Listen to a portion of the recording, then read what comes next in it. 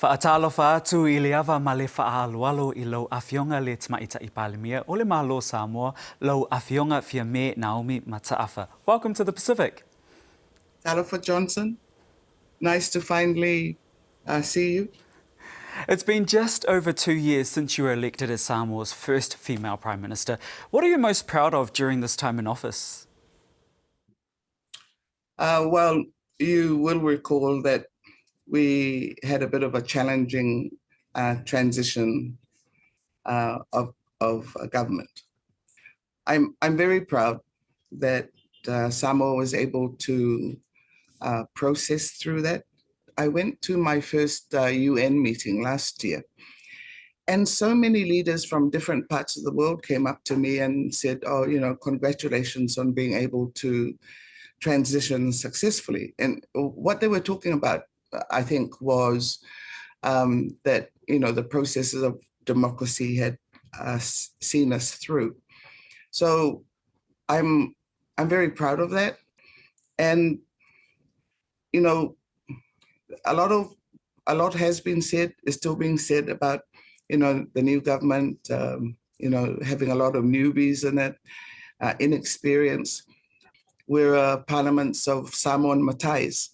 So I think, the background of all of us as Matais, we have that experience of leadership coming from our respective villages and the different affiliations that we belong to. And, we bring that experience to national government.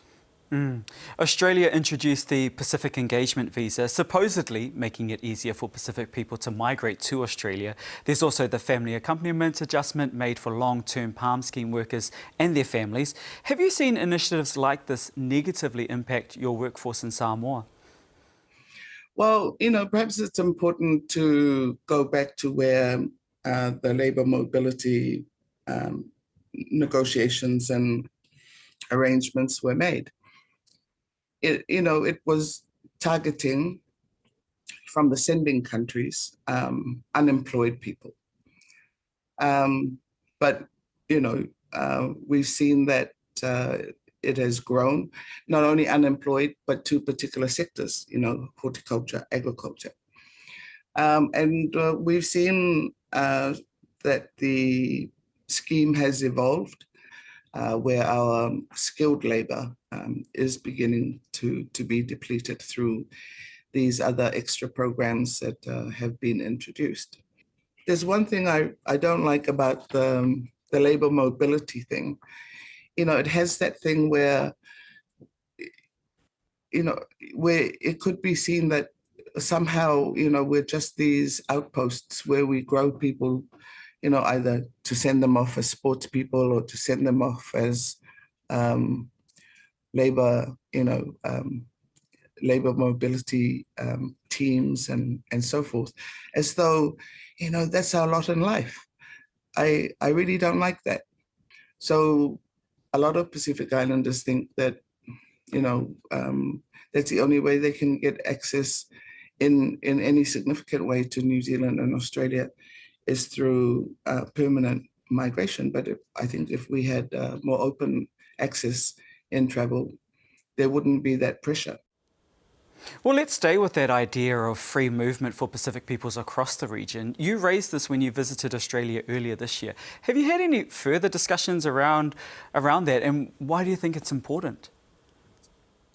No, we haven't. And there are not too many opportunities to do this.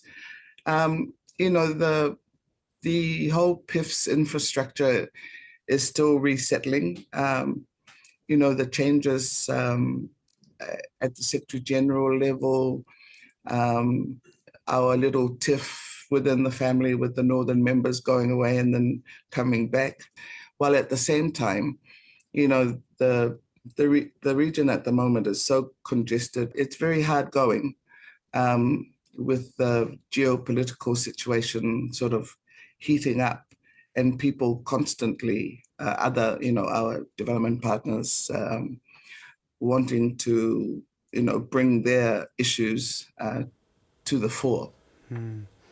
Prime Minister, besides climate change and security, what do you think is the biggest issue facing the Pacific? Well, I think labour mobility is getting up there at the moment. But, I seriously do think that, we've gone through COVID, but the health pandemic, the real health pandemic for our region is the communicable diseases. When we don't have our health, it's very difficult to develop. And I think that's one of the biggest challenges we have in the region, is to keep our people healthy. As a female leader, what do you see as the role and future of women in leadership and decision-making positions in not only Samoa, but across the Pacific? Well, Johnson, you're a Pacific boy. You know who does all of the work. If you want anything done, you're usually asking the women to do it. I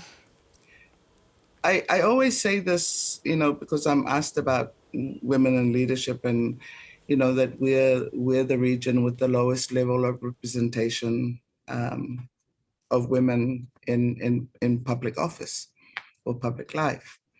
Now, I think the way our societies are set up, and the level of our economies, is that women are still very much tied to traditional roles and functions. And that's the reality. So, in more developed and advanced countries, there are services available that lighten the role and function that women carry. I've been in this game since 1985. You were probably not even born, huh?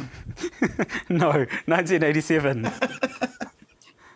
So there are certainly institutional biases that do get in the way of women being elected, but I think that's a sort of a universal thing, which comes down to bias and all those sorts of discriminatory attitudes and so forth. And I mean, we can correct those kinds of things through legislation and regulation and so forth.